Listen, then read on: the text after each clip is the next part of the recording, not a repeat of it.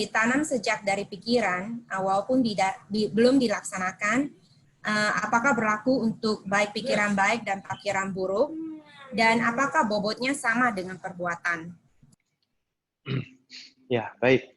Karma, kalau kita sekarang berbicara tentang karma, apakah karma itu?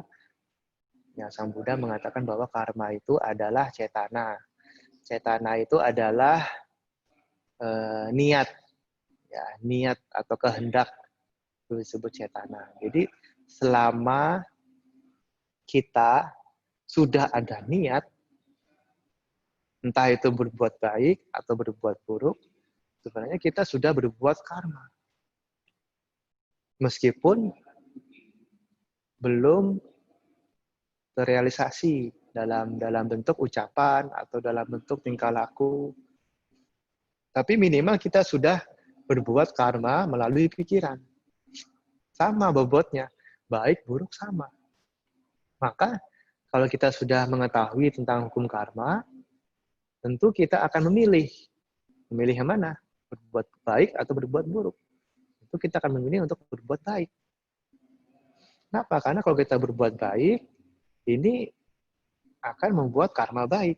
Ya, akibatnya hasilnya juga baik. Tapi kalau berbuat buruk, ya akibatnya penderitaan. Jadi sebetulnya sama antara baik dan buruk, hanya saja yang perlu diperhatikan adalah bagaimana pikiran kita itu. Niat dalam pikiran, kehendak atau cetana. Ada contoh, ya, contoh di dalam Dhammapada.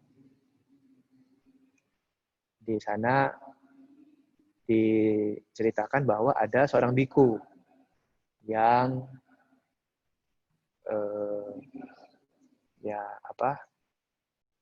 disable, ya, cacat. Jadi bikunya ini buta, tidak bisa melihat. Kemudian karena biku ini praktek dhammanya bagus, maka dia akhirnya mencapai kesucian arahat. Nah, setelah lama itu biku ini namanya Bante Cakupala sedang meditasi jalan. Karena dia tidak bisa melihat, Bante ini meditasi jalan, tapi tidak bisa melihat apa yang ada di jalan itu, maka ketika jalan itu banyak menginjak binatang-binatang yang kecil-kecil itu. Mungkin semut, mungkin ada serangga, ya, itu terinjak dan mati. Nah, kemudian para biku melihat itu, wah, ini Bante banyak membunuh.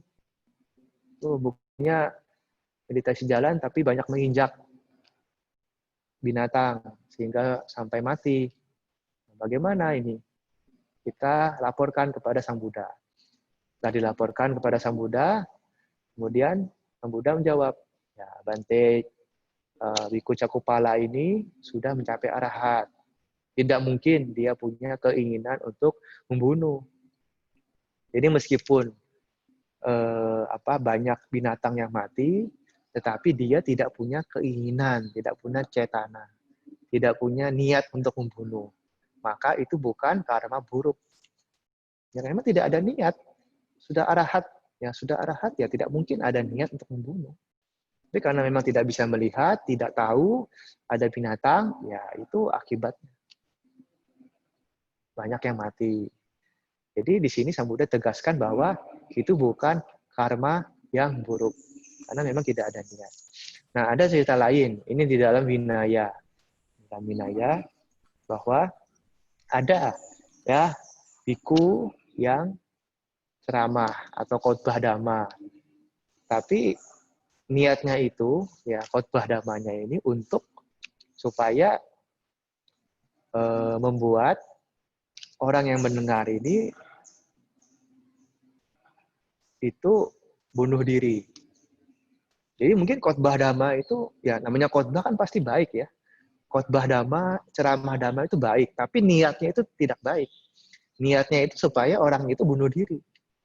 Maka ini dikatakan oleh Sang Buddha sebagai karma buruk. Kenapa? Karena niatnya itu. Memang khotbahnya itu baik, tapi niatnya itu supaya orang itu bunuh diri. Nah, kalau orang itu bunuh diri, tentu dia melakukan perbuatan yang buruk. Itu kan pandangan salah. Karmanya, karma buruknya besar. Nah, jadi Sang Buddha tegaskan bahwa biku ini sebetulnya melakukan karma buruk. Meskipun dia itu khotbah dhamma, ceramah dhamma. Tapi niatnya itu jahat. Jadi yang utama di sini adalah bukan perbuatan atau ucapan, tapi pikiran. Ya, yang ada di dalam pikirannya itu apa, niatnya apa. Ya, ada lagi contoh biku lain. Biku ini ya mungkin karena kebiasaan ya. Jadi kalau memanggil biku lain itu dengan kata-kata yang kasar. Jadi sambil maki-maki istilahnya gitu. Ya, apa? Mungkin kata-kata yang kasar gitu ya. Tapi dia tidak ada niat untuk berbuat jahat. Jadi itu kebiasaan masa lampaunya itu masih terbawa hingga dia memanggil itu seperti memaki. Ya, seperti mengumpat. Nah, kemudian Sang Buddha katakan, biku ini sudah arahat. Tidak mungkin ada niat jahat. Itu hanya karena bagian dari karma masa lampaunya masih terbawa. Kebiasaan buruknya itu terbawa. Tapi tidak ada niat sama sekali untuk mengeluarkan kata-kata yang kasar. Jadi sungguhnya di sini adalah kembali karma itu ditentukan melalui cetana atau kehendak. Ya, niat. Selama niat kita baik, akibatnya itu pasti baik. Tapi kalau niat kita jelek, niat kita buruk, nah akibatnya juga bisa membahayakan diri kita. Kira-kira begitu. Bante, Tentang karma. bagaimana ya? Terima kasih Bante. Bagaimana kalau misalnya sebenarnya kita nggak ada niat jahat gitu ya. Misalnya kita melewati bank gitu, terus kita melihat, wah ini bank ini ada kelemahan sekuritasnya nih. Ini orang bisa datang, terus itu bisa aja merampok bank ini dengan gampang gitu. Terus langsung pikirannya itu mikirkan bagaimana caranya itu bisa terjadi. Tapi kita nggak ada niat sebenarnya. Apakah itu termasuk juga sudah punya karma buruk? Ya, ya sejauh kita tidak punya niat untuk merampok saja. Mungkin kita tahu ya ada celah gitu ya, ada kelemahan di dalam sistemnya ini. Nah, ada baiknya kita beritahu kepada banknya itu, ini ada celah di sini. Nah, hati-hati loh. Nah, kita kasih warning ya, kasih pemberitahuan sebelumnya. Jangan sampai nanti ya terjadi suatu hal yang membahayakan.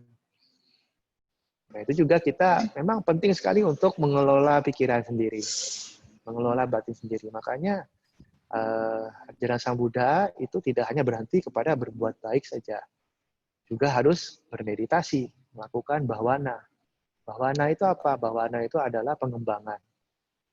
Apa yang dikembangkan? Ya tentu adalah batin. Jadi kita berusaha juga mengembangkan batin atau pikiran. Karena segala sesuatu munculnya dari pikiran. Dan itu cepat sekali. Ya, kalau dalam Abhidhamma itu, wah cepat sekali bisa dilihat. Rentetan yang ada di dalam pikiran kita cepat sekali. Seolah-olah itu bisa bisa memikirkan banyak hal, tapi sebenarnya itu satu-satu. Ya, step by step gitu. Jadi memang ya kita harus menjaga pikiran kita, jangan sampai muncul pikiran yang negatif. Itu saja. Kalau sudah bisa itu sudah bagus sekali. Ya, sudah bagus Susah itu sekali. Bante. Ya, ya.